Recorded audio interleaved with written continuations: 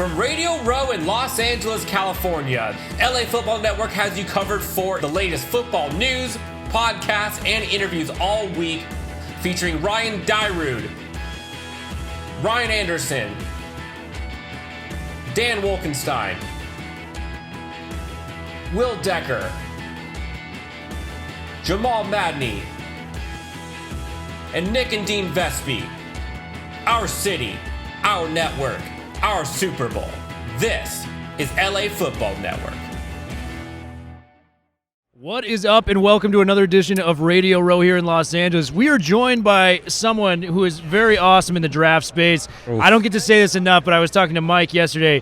Your guys' draft show is one of the few draft shows I really keep in touch with. Right. So, Austin, we are grateful to have you. Austin Gayle from PFF is in the building. Let's give him a nice little round of applause. Welcome. Great, Austin Gayle. That's great, guys. I really appreciate it. This has been awesome. Dude, and we have just questions galore given that the Senior Bowl happened last week. I want to get your take because you're interviewing all these guys. You get as many draft prospects as any show out there. Who really stood out to you in the Senior Bowl? Yeah, I mean, at the Senior Bowl, talking to Boye Mafe. He was great, the Minnesota Edge, in addition to, obviously being awesome down there, winning a lot of his one-on-ones. He was fantastic in the game. PJ Fleck was also down there, who's been on my podcast, and I talked to him on the sideline a bit. And he's like, hey, this is the week where Boye Mafe solidifies himself in this top 50 first-round conversation. Called his shot. He's called his shot. Yeah. And it was before, honestly, Boye Mafe had even took the field, and I was like, okay, Fleck's just kind of gassing his guys. And we talked a lot about Falele, who's also down there. But, dude, Boye Mafe, man, he's got the juice. He's got the length. I do think when you're thinking about these day two, top of day two prospects that have these tools, I like Boye Mafe a lot. I think so much that you could see him slip in at the back end of the first round. But when you compare him to Myjai Sanders, Kingsley Enagbare, two other edge defenders, Jermaine Johnson, yeah. He's in that tier for me. I mean, he's definitely in that tier. You're not talking about him with Aiden Hutchinson and Kayvon Thibodeau at the top, but back end of round one or top of day two, I think Boye Mafe is going to shock some people. He was really impressive. We talked to Mike about this, and we said this on our own show. Is this the greatest on paper, in just terms of depth, edge class that has ever been about? At least in my time following, it's close. I know your buddy mentioned 2019 with Boza, guys like that, but what's your take on this edge class? So I think there's a lot of depth, and the biggest reason for that is because a lot of these guys check measurables boxes, right? I think when you don't see positions, specifically edge, with depth and class, it's because you have these guys that are productive, but maybe only 33-inch arms or something along, or not maybe crossing these weight thresholds. The reason there's depth is Kingsley Enagbare, Boye Mafe, Myjai Sanders, they all have 34, 35-inch arms. They're passing over 250. Cameron Thomas of San Diego State, over 265. He wasn't able to participate at the Senior Bowl due to a hamstring injury. But, again, the reason there's depth is because there's a lot of big-ass dudes, right? There's a lot of guys that can play that position, that have the athleticism and the size to do it, which I think creates a high floor for this depth, right? Where you look at quarterback, there's not as much depth. You look at interior offensive line, there's not as much depth. Edge is going to be one of the deeper position groups in this class. And I want you to plug your own guy, Cameron Thomas. You're a San Diego State Aztec in the building, man. What have you seen from Cameron Thomas? Because the win rate, I saw the percentages I think you guys put out, over 50% win rate in one-on-one reps. He was fantastic during the regular season this year. What have you seen from Thomas? Oh, 100%. Cameron Thomas, shout out Go Aztecs. I graduated in 2017. I think he is a versatile player that can play on the inside and on the outside. I think in the NFL, he ultimately plays on the edge. He's not like a true 270. He's more in that 260, 265 range. But with that weight and his hands, I think he can win in multiple ways. And that's what everyone needs, right? Everyone at the next level. I remember talking to LJ Collier. Remember the back end of the first round? Seattle Seahawks. Sat down with him at the Combine. And I said, man, some people say you don't have a lot of pass rush moves. How do you counter that? And he's like, I only need 2.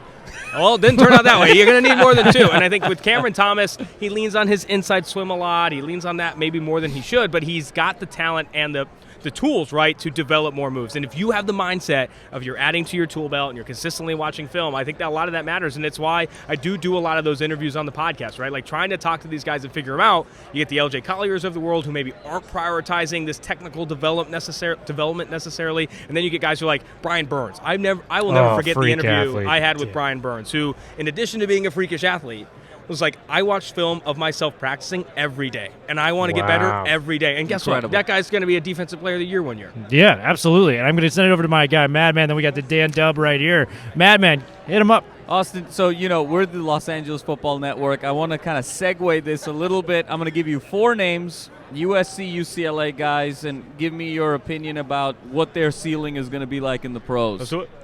Let's start with Kyle Phillips. I think Kyle Phillips does project as this like inside receiver at the next level that has a lot of traits that we feel like I think a lot of people will say we see these in every class, right? But when you do it on the outside in those one-on-ones at these All-Star Bowls, we had an opportunity to see him at the East-West Shrine Bowl there in Las Vegas. That's what matters, right? Can you create separation in these one-on-ones? And I think that's where he showed up at the East-West Shrine Bowl. Went back and watched more of the tape. He was uber productive at UCLA. He slots in his slot role at the next level pretty easy. And teams look for that, right? I mean, the Hunter Renfros of the world matter. Cole Beasley in his prime matters. And if you can get those guys that can create separation, be explosive in these short areas, it shows up in the red zone. I mean, you look at even this last playoff game for the Cincinnati Bengals. Trent Taylor, former slot receiver for Louisiana Tech. He's been in the NFL for a long time. Yes. In those short areas, in the green zone, on two-point conversions, you need guys that can get in and out of the breaks. That's what Kyle Phillips can do. Love it.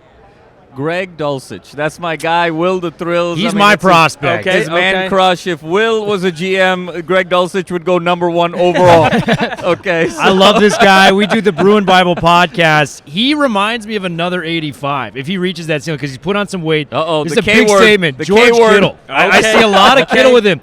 The blocking he wasn't as utilized with, but he was getting rave reviews in Mobile about his blocking as well as his route running. Daniel Jeremiah came out and said he was the most explosive tight end among a pretty loaded tight end group. Yeah. Give me your thoughts on Dulcich because I'm a huge fan, as he just told you. I'm probably not as high on Dulcich as you guys are. Who can be? I mean, who can be? It's a tough feat to climb. But he's not #1. I think this tight end group, I think a lot of people have spoken to its depth, right? And I think it's a lot of guys that can come in and be productive day one starters in the NFL. Yeah. But I don't necessarily see the Kittle ceiling with Dulcich, or even I don't necessarily see the Kittle ceiling with Trey McBride. Like some people are mocking the Colorado State receiver in the first round, top 32 player. I'm not touching him until really late day 2, honestly. Because what you need at the tight end position for it to be above average, to really change what your offense brings to the table, is so much more than what McBride brings or what Dulcich brings to the table. It's a Kyle Pitts, right? It's a George Kittle that has this crazy layer of athleticism, similar to Travis Kelce. Darren Waller I'd put in that tier as well. Those tight ends are hard to find. They are rare. I don't think there's one of those guys in this class. Now, I could be wrong. I could see a Dulcich or a Trey McBride maybe exceed my expectations. But knowing what I've seen, and even at the Senior Bowl, I do think he looked good. But he looked good relative to a lot of just a guy type of tight ends, in my opinion. Right. And Austin, tell me a little bit, shifting towards kind of the SC guys, a little bit of a polarizing figure here. Drake London. Mm-hmm. I know he's wide receiver 1 for some folks, superstar for some folks. For others, he's in a little bit of this tweener spot at 6'5", 210. You know, the prototypical NFL receiver is more 6'5", 230. So folks are a little bit worried about him physically. On tape, he jumps out, the leader of the pack in the Pac-12. What do you think about Drake London, and what's your assessment? I'm a massive fan. I think Drake London is what a lot of teams need in their offense, maybe even if they don't realize it, right? I think a lot of teams are chasing these shorter, smaller accelerators that can get in and out of their breaks and create separation. Drake London doesn't fit that bill, right? He's legitimately 6'5", 210. I think a better comp for him is Brandon Marshall, a guy I sat down with yesterday. He, in my opinion, was a late separator at the catch point. And what that means for me is not necessarily, he's not getting guys loose at the line of scrimmage, but when he is going out and getting these balls, he's obviously feet away from a lot of these cornerbacks. I love Drake London. I think he'll ultimately be my wide receiver 1 in this class. I don't have concerns with his weight. I don't have concerns with his size.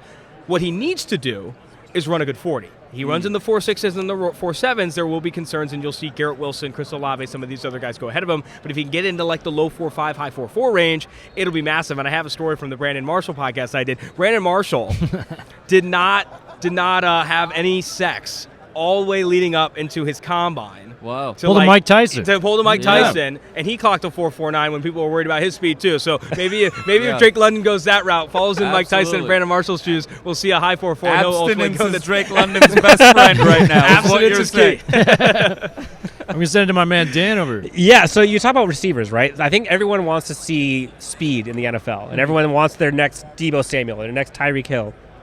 In this draft, first question, is there one of those types of guys?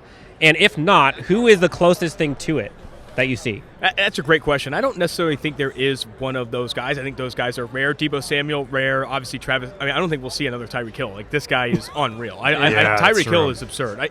If I had to highlight a guy, it's one of my Mike Renner's favorite dudes in this class. It's Western Michigan's Sky Moore. Oh, who is yeah. a Love solid Sky receiver Yep. from Pittsburgh. He's a big Deontay Johnson fan, and that's the type of player I see Sky Moore fitting into at the next level. Maybe has some concerns with drops, but really good after the catch, can create separation across a full route tree, and those like high-end wide receiver twos are what a lot of teams need as well. Like Deontay Johnson earns his targets in Pittsburgh with how much he creates separation. Other receivers I really like, though, that I do think offer wide receiver 1, high-end wide receiver 2 type of status are Garrett Wilson and Chris Olave of Ohio State. I think Mike is lower on Treylon Burks than I am, and some of that is because people are so quick to jump on Treylon Burks being this A.J. Brown guy. I'll tell you right now, A.J. Brown is different, all right? You're not finding A.J. Browns randomly at Arkansas here, okay? He's a true 225. I've had an opportunity to talk with Treylon Burks. He's not just getting up to 225, he's getting down, right? He had to go down from 230 to 225. 230. It's insane. It's insane, and he's really good in a straight line. Everyone wants to compare him to A.J. Brown when really the better comparison is probably DK Metcalf, a guy that's really good in a straight line, catches a lot, I see that. Runs the vertical route tree, but if you ask him to be shifty, you ask him to do these things on the underneath stuff, I just don't think he's going to give you that A.J. Brown yak production. I remember writing a piece for The Athletic when A.J. Brown was coming out. DK Metcalf gets hurt. A.J. Brown moves away from the slot and goes to the outside and absolutely dominates. He gained at least 2 yards after the catch on 86% of his receptions. That is not going to happen for Treylon Burks, in my opinion. I think A.J. Brown is different. I would not make that comparison. Austin, settle something for us. Will and I have been talking a lot about Garrett Wilson. And, we're not quite as high on him. A lot of the film has shown that he was open a lot of the time at Ohio State playing with those two other studs. He's great with his feet at sort of the point of attack and great with the ball. But as a true sort of difference maker in the NFL, we're skeptical. What's your take on Wilson? Yeah, I think, you mentioned Drake London and his size maybe not being the team's cup of tea. I think Wilson will concern some people, right? I think if he shows up 185, 190, that's going to be concerning. People want bigger receivers in the NFL so they can handle press and these things. I mean, we had conversations ad nauseum with Devontae Smith. Everyone wanted to talk about Devontae Smith's weight. And it is a concern, right? When you are that small, it's harder to do things that bigger receivers do. However, spectacular catchability, really good releases at the line of scrimmage. I really like Garrett Wilson as this like high-end wide receiver 2 floor. The comp I think I have for him is close to like a Ridley type. I can see Calvin Ridley. I think Olave represents Ridley as well. The funny thing is talking to some of the Ohio State defensive backs that have been there, he's not the faster of the two. Some people feel that Garrett Wilson is faster, but Chris Olave actually in a straight line is faster. Talking to Sean Wade, he said he'll beat you in a straight line, but Wilson will beat you with the spectacular catchability. I've got 2 more questions for you. I just want to get a guy you like on the offensive side of the ball and the defensive side of the ball that is not, maybe getting the talk that they should, that could be like a fringe first-round pick for both sides of the ball. That's a good question. I think for offense, I probably lean offensive tackle, right? Like I'm a big fan at the back end of the first round, maybe picking up a guy like Bernard Raymond, who was expected to kind of elevate into this top 10 status at the Senior Bowl but I don't think he necessarily did. And then Trevor Penning of Northern Iowa is another offensive tackle. I'm always chasing positional value at the back end of the first round, and if you can get a guy like a Penning or a Raymond at the back end of the first, I think you're going to get a lot of value. That's another part of this class too that's really deep, right? There's a lot of the top 3, Ike Ekwonu, Evan Neal, Charles Cross, however order you want to have them, all very talented offensive tackle prospects. But even after that, Bernard Raymond of Central Michigan. I think Darian Kennard from Kentucky could potentially kick it out at tackle in the NFL. I think Ryman at the back end, maybe Kennard too. Zion Johnson, the offensive lineman for Boston College. Yes. The offensive line is where I'm trending here, right? Like I think the quarterback class isn't good. Running backs I'm not taking in the first round. I don't love this tight end class. I go to offensive line and maybe receiver at the back end. I'd probably lean one of those offensive linemen. For defense, I'm a big guy on Jalen Petrie. Petrie is the safety slot corner for Baylor that plays nasty. One of the biggest trash talkers on the football field, according to his teammate Tristan Ebner, who I talked to at the East-West Shrine Bowl. This guy talks trash every single play, and that's the type of guy I need. If I'm building a defense, and you tell me I can get 11 trash talkers or 11 people who keep their mouths shut, I want 11 trash talkers every single time. And I think Jalen Petrie gets it out of his teammates with how he plays, the highest-graded run defender among all cornerbacks in college football this past year. Now I got a question. Everybody wants to talk about all the special teams. Everyone wants to talk about all the guys who can run really fast. I want to talk about like the big uglies for a second. The guys on the inside, defensive line. I cover the Chargers a bit, and one of the biggest things they need is some guy huge up front who can be versatile with a Brandon Staley defense. Yeah. Interior defensive line.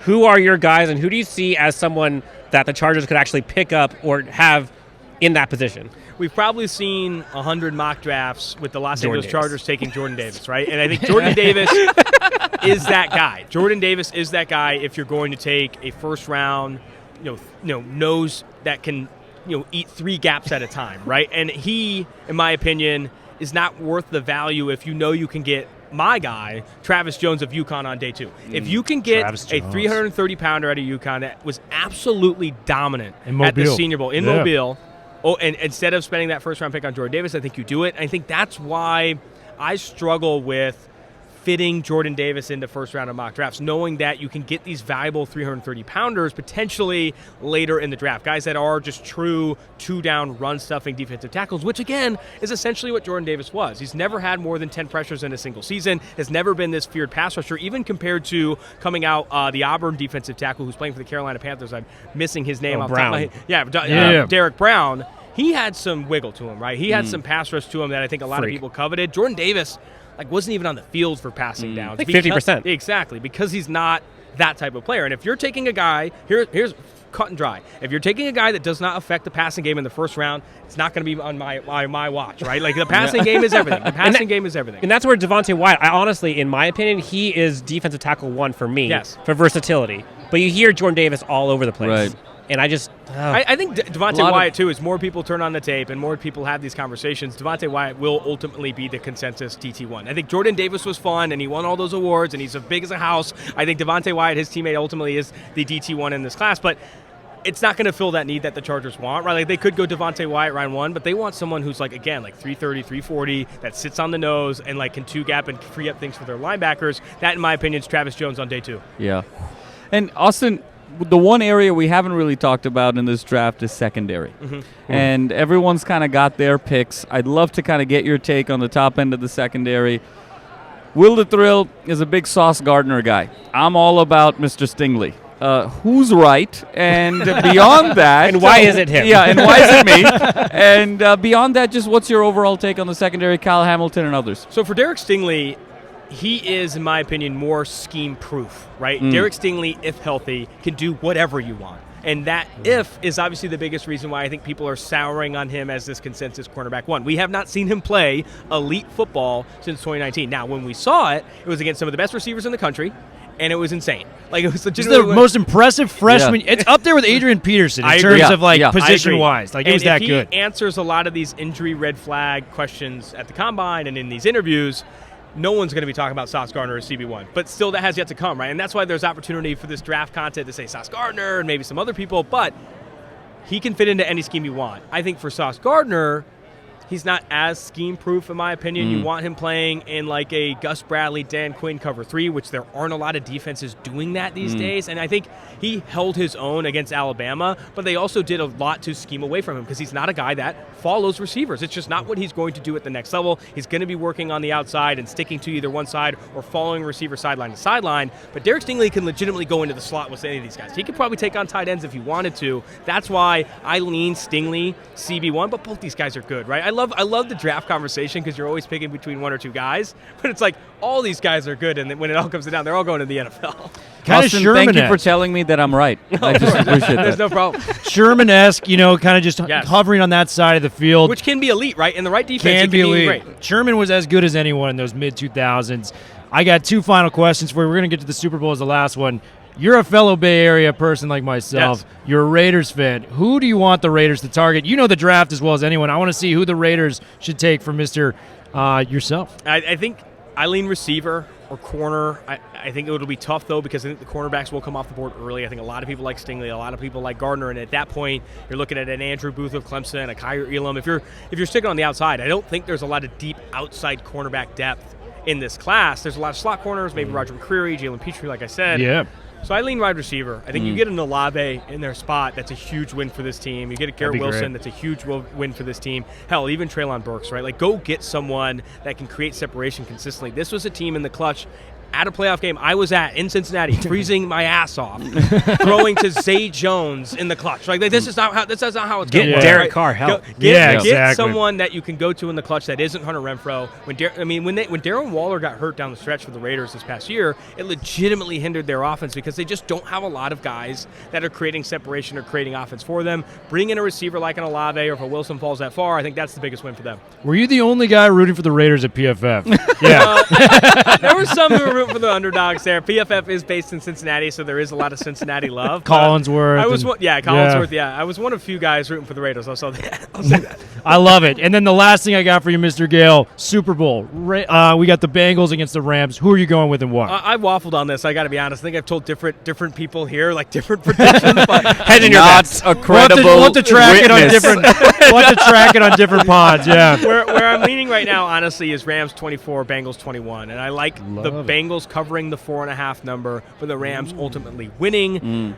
And a lot of the reason I do that is I have a joke on my podcast where I say if I pick the Cincinnati Bengals to win, they often lose, and I want to do it for the city of Cincinnati, so I'm picking the Bengals to lose and hopes that my guys back home win. Austin Gayle, thank you so much for coming on. You can catch him at PFF. He does a phenomenal draft show with Mike Renner, who's on there. Thank you so much, my man. Absolutely. Thank you. That's fun.